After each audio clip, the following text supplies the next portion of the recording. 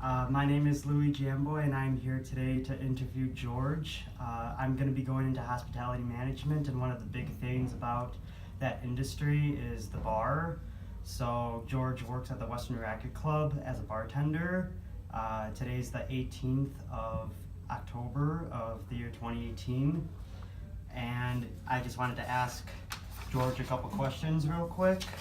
So, George, what is some of your experience in the restaurant and bar industry?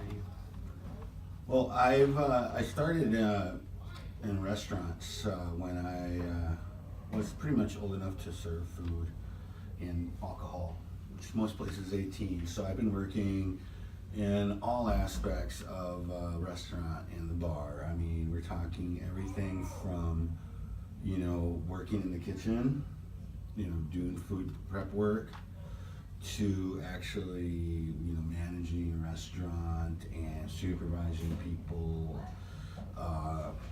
making sure, food quality, etc. Anything that's really done in a restaurant, I've been into. So, what were some of the restaurants that you worked in? One of my first places was called Aletto's Italian Restaurant. That's like my very first restaurant job. I actually would go in as a prep cook in the morning.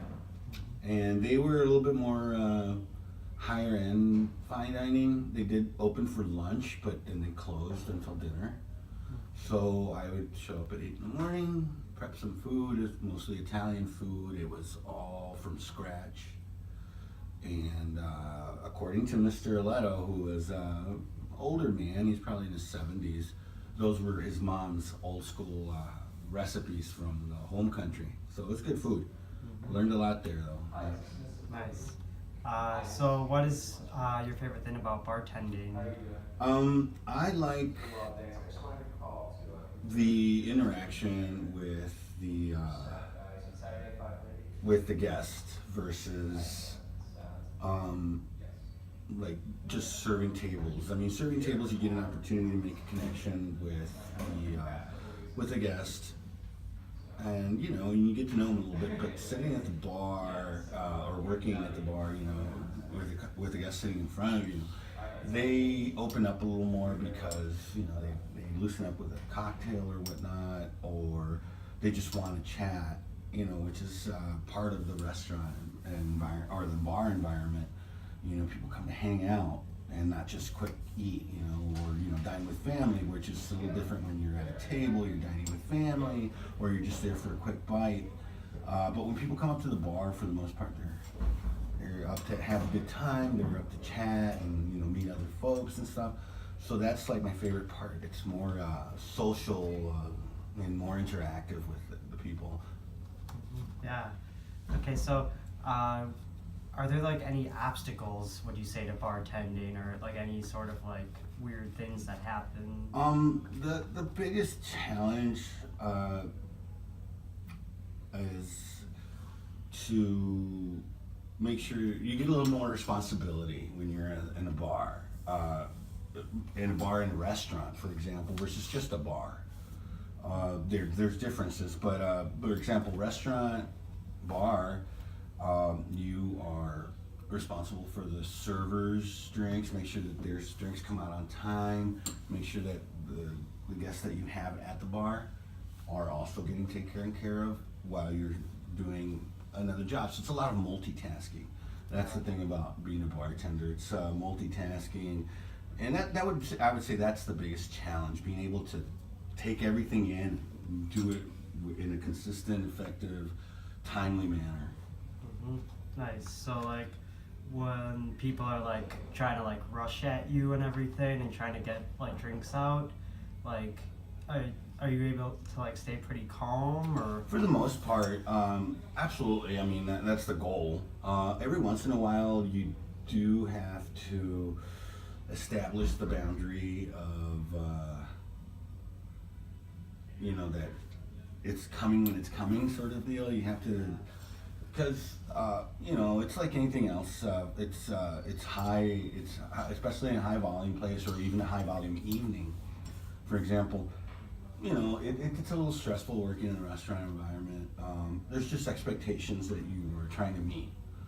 be it the guest expectations, be it time, which is a big thing that I've worked in places where, we're watching what's your ticket time from the time that you got the drink to the time it's ready to go.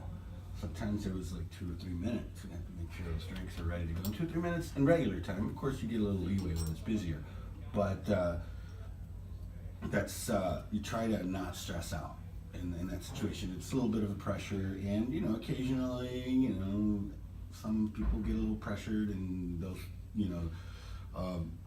servers are pressured, bartenders a bit under pressure, and sometimes they clash in the middle. But as far as being able to deal with that, it's understood. You should definitely keep an open mind and not take anything personally, and it's a lot easier that way.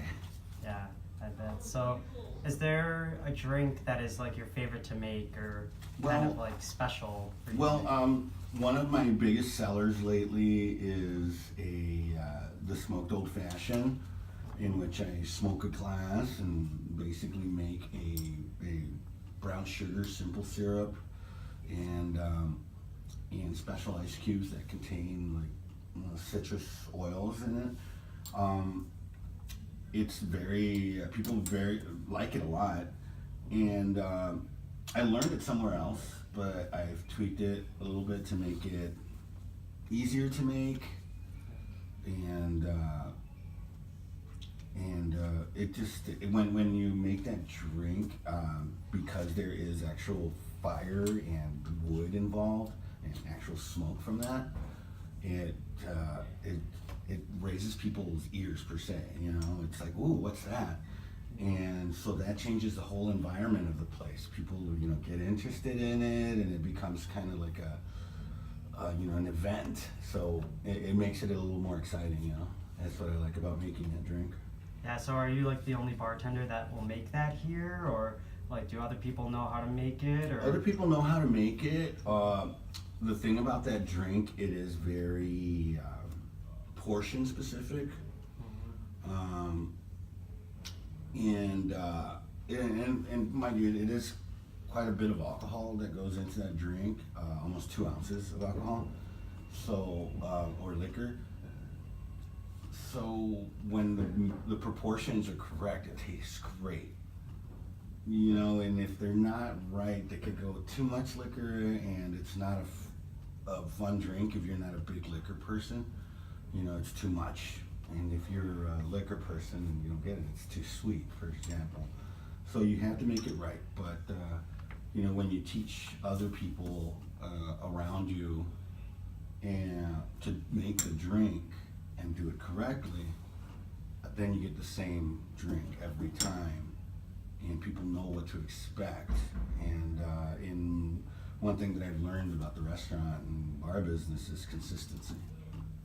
People like, especially if it's a chain, or I'd like to go to the one here in Wisconsin and to the one in Texas and know that I'm going to get the same product that I ordered up in at both places.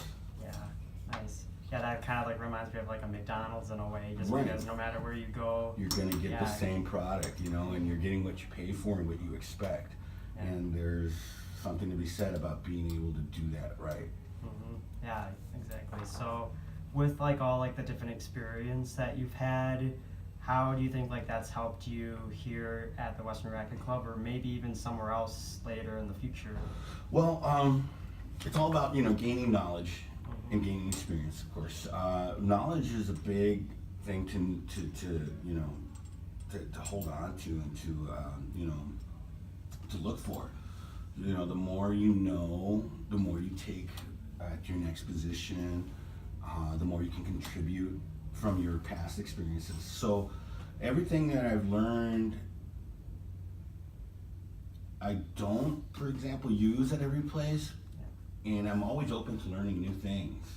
And I think that's one of the experiences that really kind of took me over that little edge of just being a server